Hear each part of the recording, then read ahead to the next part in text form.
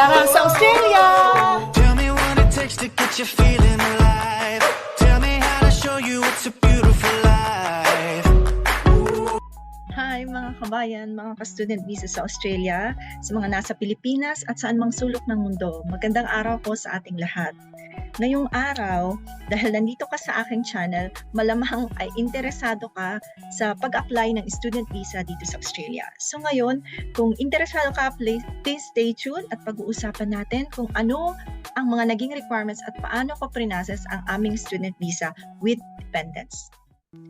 So unang-una, nag-umpisa yung aming pag-process noong May 2023. So May 27, 2023 to be exact. So bago yun, syempre nag-research muna tayo. So naging active tayo sa mga groups. Tapos nakikinig din tayo ng mga vlogs. So very thankful tayo sa mga taong tumulong at nag-share ng kanilang mga knowledge or insights. Kasi we learn by understanding others, na naintindihan natin kung ano yung mga experiences nila at doon tayo mas natututo. So unang-una, kailangan ko ng tulong.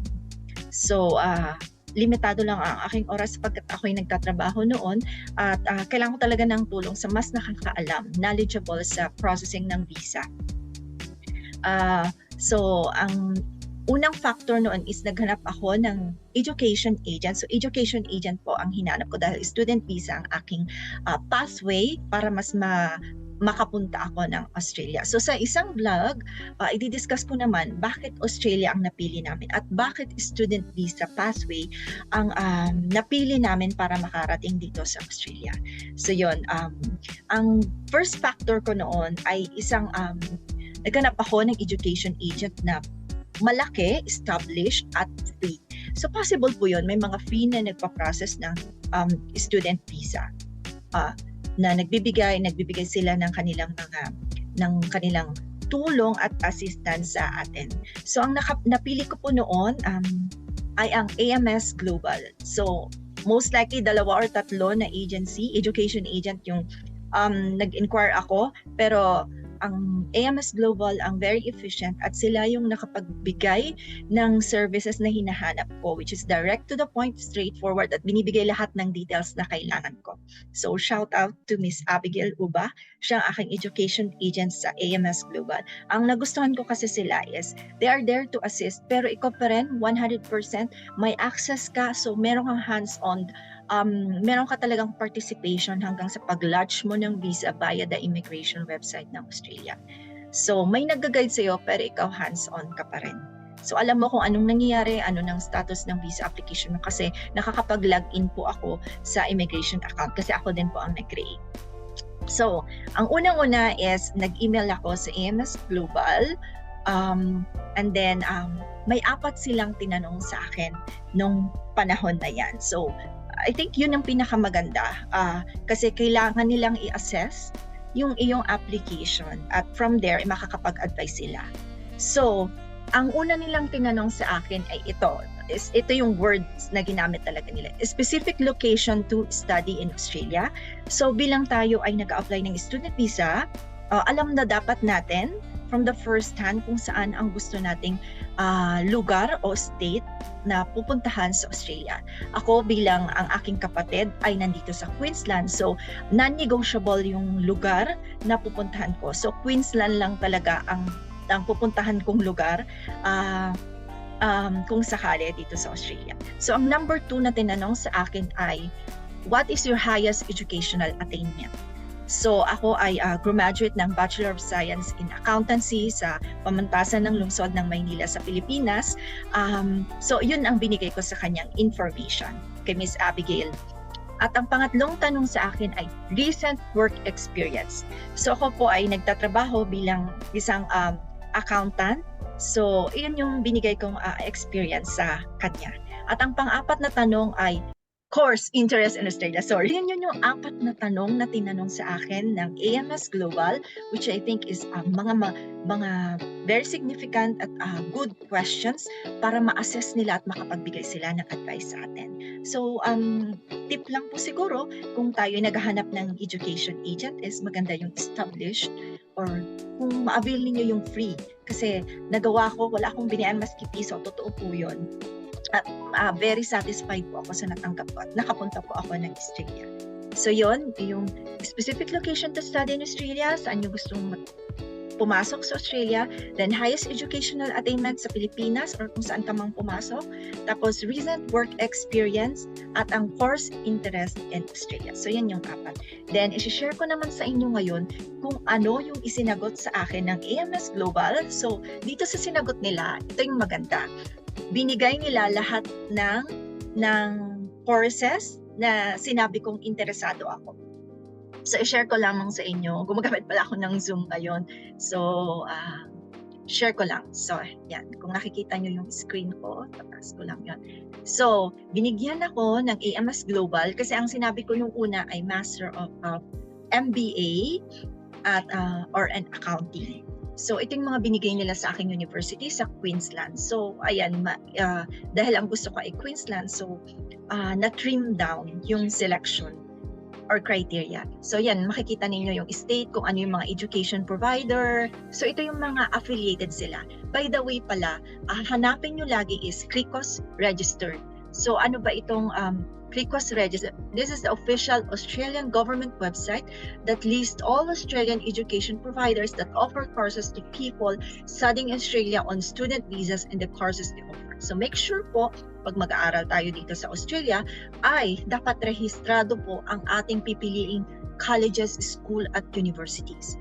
Kasi hindi po yun ma-recognize kapag ang napili nating eskwelahan ay hindi po rehistrado dito. So lagi po tayong mag-ingat. So, stop share lang ulit ako. So balikan natin yung kaninang sinishare ko sa inyo.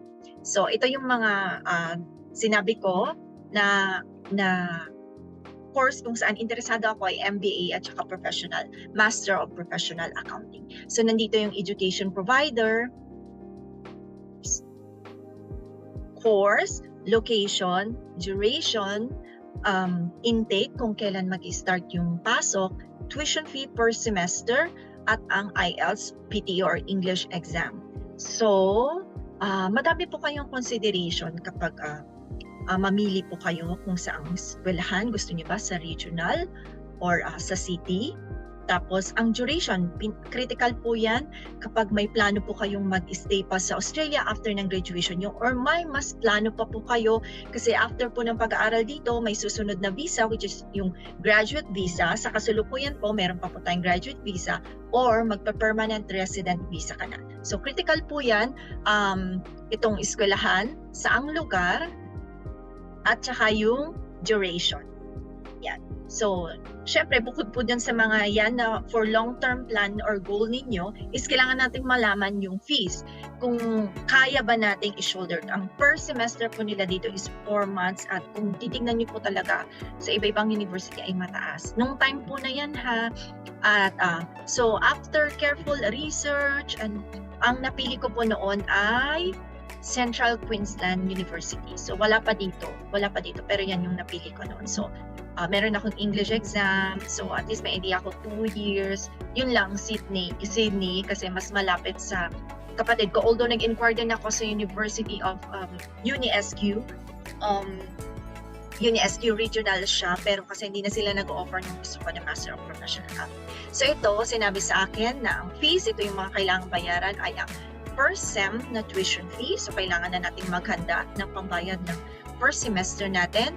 Tapos, yung expected cost ng OSHC or insurance, which is good for 2 years. So, ang student visa dito ay binibigay usually 2 years.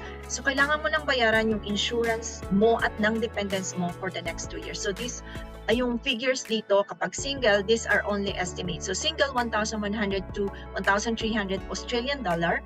Couple 6,000 to 7,000 Australian dollar, and family is 8,000 to 10,000 dollars. So kami ang actual na po is nasa 11,000 plus noon ang binayaran namin. So ang medical fee, so usually ito pag aalis ka sa bansa ay required tayo na mag-medical. So 8,000 to 10,000 per person po ito. Then visa fee. So, ang main applicant that time ay 650 Australian dollar, dependent $485, at ang child ay 160 Australian dollar. So, and then, ang requirements, ito na po yung mga requirements. These are the requirements needed, scan original copies. So, kailangan nila ng resume, passport. So, make sure po pag nag-process kayo ng passport ay yung mahaba pa yung expiration date niya. Birth certificate, so PSA po ito, authenticated. Marriage certificate, if applicable po, for married, kagaya ko po.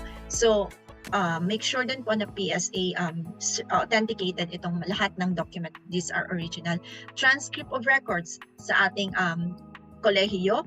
Diploma. So, ito po, yung diploma is sa bachelor's degree mo or kung anong course mo, or at kinailangan ko din pong mag-submit ng high school diploma. Sa tagal ko nang nag-graduate sa high school ay hinanap po nila yan. So, nag-submit din ako ng high school diploma. Then, RLE for nursing applicants only. So, ako hindi ako nag-submit nun. Then, board rating if applicable. Board certificate if applicable. PRC ID if applicable. So, ito po, nasubmit ko po lahat yan, yung board rating, board certificate, and PRC ID.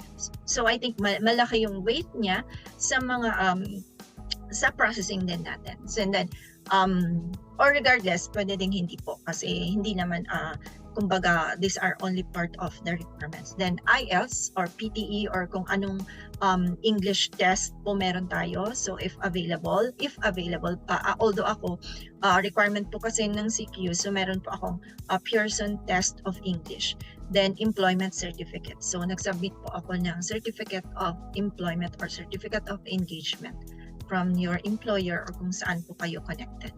Then, ito na yung mga susunod na step na ginawa ko. So, after mo ma-prepare lahat ng original scanned documents na ito, next step. So, fill out application forms. May ibibigay po silang application forms sa inyo. Then, you receive acceptance letter or offer of place. So, bale, yung university po ay merong dalawa actually, bago ako naka-receive ng acceptance letter, ay nagbigay muna sila ng parang conditional letter. So, meron silang requirement na kailangan kong isubmit para mabigyan ako ng certificate of enrollment. So noon, ang ni-request na sa akin ay statement of purpose. Tapos yung certification ng MBA grades ko kasi baka pwedeng makredit kasi nagkuha po ako ng ilang units po ng MBA sa Pilipinas. Tapos complete requirements, which is yun yung mga resume, passport, birth certificate, marriage certificate, transcript of records, diploma, employment certificates. By the way, kung kagaya ko po na may actually dalawang dependents ko, yung husband ko po tsaka yung anak ko. Yung anak ko ay 10 years old. So, nag-prepare din po ako ng mga documents nila. So, sa part ng husband ko ay passport, birth certificate, yun, marriage certificate din, transcript of records, at kanyang diploma. Meron din siyang certificate of English as a medium of instruction sa kanyang college. Then sa anak ko naman ay kanyang passport, birth certificate at marriage certificate. Tapos nagkuha din po ako ng baptismal certificate kasi ang plan po namin noon ay papasukin siya sa Catholic school dito sa Australia. So yun po yung mga naging requirements namin. Then yun, complete requirements, pay fees to institution kung saan mo napiling school. Then once you are paid, doon ka bibigyan, issuehan ng certificate of enrollment ng school. So, kailangan mo yung COE na tinatawag bago ka makapag-lodge ng visa. Hanggat wala ka nito, hindi ka po makakapag-lodge kasi kailangan ng immigration ng evidence na mag-aaral ka dito sa Australia. Then, submit to the embassy and pay the visa fee. After that, meron na pong request for medicals and biometrics. And then last part is wait for the result and issuance of visa. Sorry.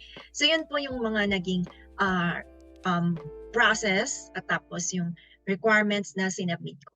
So, then mabilis po ang processing. Actually, may timeline din ako pero sa susunod na video ko na. So, medyo madami pong parts itong pag-uusapan natin. Sa mga interesado po, please do watch out. So, hanggang dito na lamang. Please do subscribe. Ako at ang Australia for more vlogs and updates regarding our life here in Australia on a student visa.